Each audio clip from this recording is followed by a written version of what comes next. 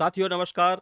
आप चैनल में पहली बार आए हैं तो सब्सक्राइब जरूर करें, क्योंकि निजीकरण से संबंधित वो समस्त जानकारी जो आप तक पहुंचना जरूरी है वो हम इस चैनल के माध्यम से आपको देते हैं। तो शुरुआत करते हैं आज की वीडियो की। जैसा कि आपकी जानकारी में है, उत्तर प्रदेश सरकार निजीकरण की योजना पर काम कर रही है। उस निजीकरण के खिलाफ बिजली कर्मियों का शक्ति प्रदर्शन लगातार जारी है और संयुक्त संघर्ष समिति जन जागरूकता अभियान के तहत लगातार बिजली पंचायत का आयोजन कर रही है।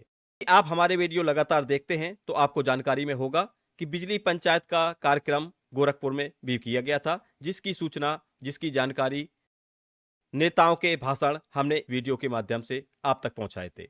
आज उसी क्रम में संयुक्त संघर्ष समिति ने बिजली पंचायत का आयोजन रानी लक्ष्मीबाई की वीरभूमि झांसी में किया।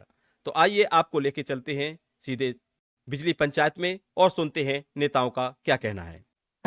कि जहां मोर्चा भी खड़े होकर बोलता है इंकलाब जिंदाबाद, आप तो जिंदाबाद, ये बात समझिए आप। भैया एक बोतल नहीं समझे आप। जब भी निजीकरण की लड़ाई होती है, अभी क्या हुआ, जैसे ही पावर कॉर्पोरेशन के प्रबंधन ने 25 नवंबर को अभियंता संघ की वार्ता बुलाई, उन्होंने कहा कि हम जो है पूर्वांचल और दक्षिणांचल के 42 जनपदों का निजीकरण करने जा रहे हैं PPP मॉडल पर, और आपके लिए 3 प्रस्ताव दिए हैं। पहला प्रस्ताव, आप जो प्राइवेट कंपनी है उसी में काम करिए। दूसरा प्रस्ताव, आप जो 2 डिस्कॉम बचे हैं उनमें शिफ्ट हो जाइए। तीसरा प्रस्ताव, जो आकर्षक BRS है जिसे लेना है वो लेके आगे चले जाइए। तो हमने स्पष्ट रूप से वहीं पे कहा था कि पहला प्रस्ताव आपका है कि निजी कंपनी में काम कर लीजिए। हमने उनसे कहा बड़ा एग्जाम क्वालिफाइड करके आए हैं, पेपर दिए, इंटरव्यू दिए हैं, मेट्रिक पास किए हैं, उसके बाद नौकरी लिए हैं, प्राइवेट कंपनी के लिए नहीं आए हैं। और अगर इतनी अच्छी प्राइवेट कंपनी है तो पहले आप ज्वाइन करिए और आप नौकरी करिए।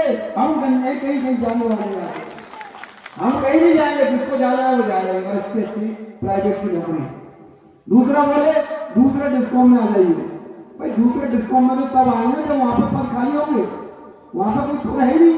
और एक मैं आपको बताऊं अंदर की बात कि जैसे अभी उन्होंने क्या कहा है, अभी अखबारों के माध्यम से भी आपने पढ़ा होगा कि 1 साल तक वो आपको वही काम कराएंगे जहां हैं आप। मतलब आप झांसी के लोग हो, जब यहाँ झांसी कानपुर कंपनी बनेगी तो ऐसा नहीं कि आपको जाके मध्यांचल और पश्चिमांचल कर देंगे, नहीं, 1 साल तो काम कराएंगे, उसके बाद 25% 4 साल तक निकालेंगे। ये ऐसा क्यों हो रहा है? क्योंकि इनके मन में खोट है। खोट क्या है? खोट ये है कि 1 साल के अंदर जैसे ही आपको लगेगा कि मैं दूसरी कंपनी में जाऊंगा तो उसके बाद वो वहां पे काम करूंगा, वो नहीं होगा। 2-3 महीने के अंदर जैसे इसकी बिडिंग फाइनल होगी, मध्यांचल और पश्चिमांचल की बिडिंग 3 महीने के अंदर फाइनल कर देंगे। ना आप यहाँ के बचोगे ना वहां के बचोगे। ये बहुत बड़ी तगड़ी प्लान है इनकी, इसको हमें समझना चाहिए। कुछ लोग आकर्षक BRS में फंस रहे हैं। पहली बात तो मैं बता दूं, यहाँ पे जो लोग बैठे हैं 99.9% तो BRS के मतलब काबिल ही नहीं है। BRS तो उनको मिलता है जिनकी 25 साल से कम सर्विस ज्यादा होती है, 25 साल से। तो 99% तो उन लोगों को मिलेगा ही नहीं, और जिनको मिलेगा भी वो 0.1%, 2% वही लोग होंगे।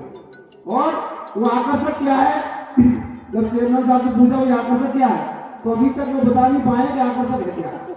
और अगर ये निजीकरण हो गया तो आपकी छवि है, आपकी जो सरकार की जो कार्यप्रणाली है उस पर एक धब्बा लग जाएगा, उस पर सवाल उठ जाएगा, जिसका जवाब आप भविष्य में किसी को नहीं दे पाएंगे। ये बहुत बड़ा अनर्थ होने वाला है आपसे, इसलिए आप इसको रोकिए।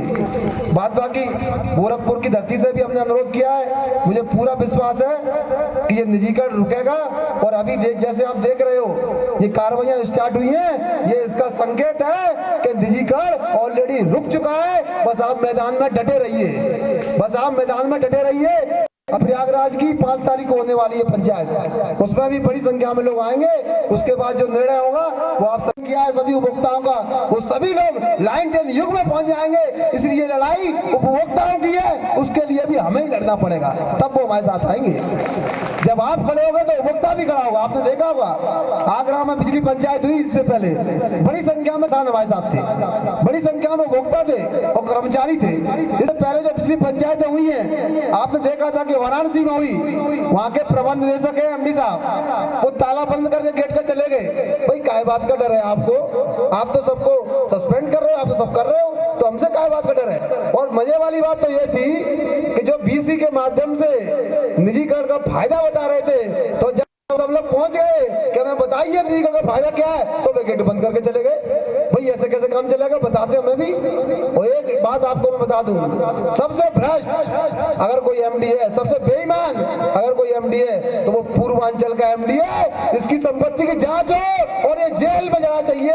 मैं माननीय मुख्यमंत्री से यहाँ से अनुरोध करना चाह रहा हूँ, आप हमारी जांच करा रहे हो, संपत्ति की 2 साल से जांच हो रही है, 1 रुपया नहीं मिला आपको। जो है आपने 18 महीने सस्पेंड रखा, आप हौसले नहीं तोड़ पाए। आप एफआईआर किया इस माह में, हौसले नहीं तोड़ पाए। देखिए कर्मचारियों को तो आप डरा नहीं पाओगे, पैसा आपको मिलेगा नहीं। मैं आपसे अनुरोध कर रहा हूँ माननीय मंत्री जी, शंभू की एक बार जांच करा लीजिए, पूर्वांचल के पैसा ना मिले तो मैं नौकरी से त्याग कर दे दूंगा। आप एक बार की जांच करा लीजिए, सारा ब्लैक मनी तो आपको जो है। और ऐसे लोग क्या है हम लोगों को कि ईमानदारी से काम करिए। आपने देखा पूर्वांचल में कार्रवाई हो रही है, पश्चिमांचल में कार्रवाई हो रही है, अकेले से उन्होंने कहा कि हम काम कर रहे हैं, मध्यांचल में कार्रवाई हो रही है। क्यों ये कार्रवाई इसलिए हो रही है, फ्रस्ट्रेशन है, निजीकरण क्यों नहीं कर पा रहे हैं हम? बात समझ रहे हैं? आदमी फ्रस्ट्रेट होता, पहले तो बहुत प्यारे थे, एक्सीएल लोग बहुत प्यारे थे, एससी बहुत प्यारे थे, चीफ बहुत प्यारे थे। आज अचानक से चीफ को सस्पेंड कर दो, एक्सी सस्पेंड कर दो, एससी को सस्पेंड कर दो, जेई को जो आ गया अचानक से, सारा लाड़ खत्म कर।